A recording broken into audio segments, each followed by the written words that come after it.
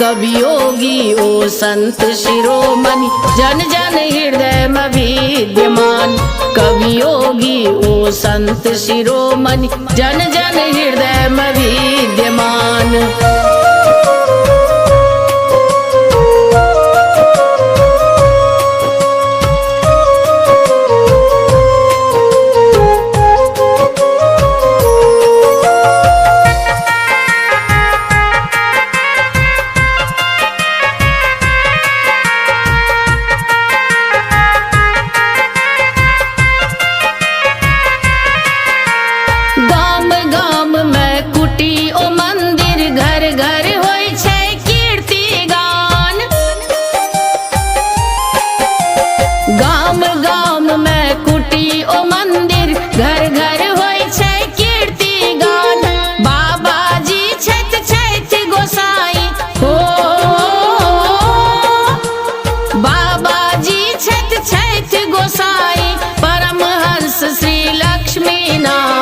कवि योगी ओ संत शिरोमणि जन जन हृदय में विद्यमान। कवि योगी ओ संत शिरोमणि जन जन हृदय में विद्यमान।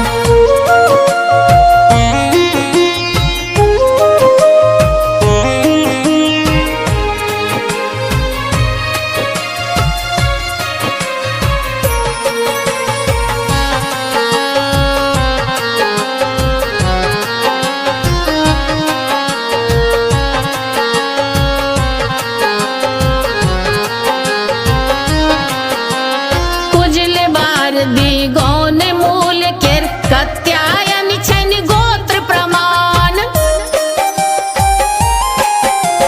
कुजल बार दी गौन मूल केर कत्यायन छन गोत्र प्रमाण। पर सरमा में जन्म भेलन हो, पर सरमा में जन्म भेलन कर्म क्षेत्र रहलन बनगांव। लंबनाथ गुरु केर अनुयायी परमहंस श्री लक्ष्मीनाथ। लंबनाथ गुरु केर अनुयायी परमहंस श्री लक्ष्मीनाथ।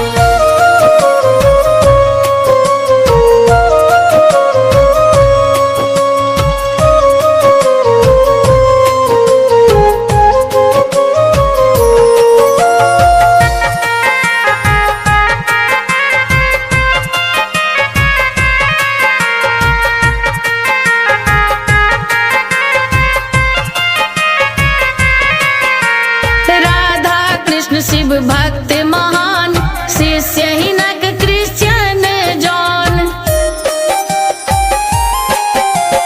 राधा कृष्ण शिव भक्त महान शिष्य हिनक क्रिश्चियन जॉन। अलौकिक शक्ति भविष्य के ज्ञान हो,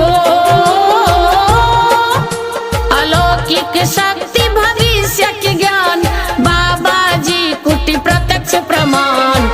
धन्य धन्य अछि मिथिला धाम परमहंस श्री लक्ष्मीनाथ। धन्य धन्य अछि मिथिला धाम परमहंस श्री लक्ष्मीनाथ।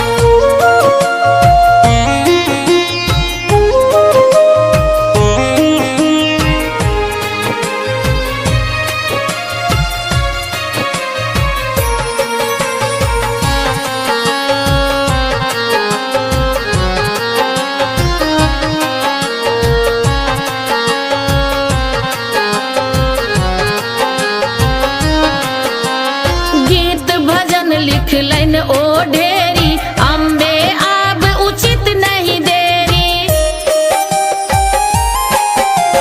गीत भजन लिखलन नयन ओढ़ेरी, अम्बे आब उचित नहीं देरी, धरोहर छैन खराउ छरी हो,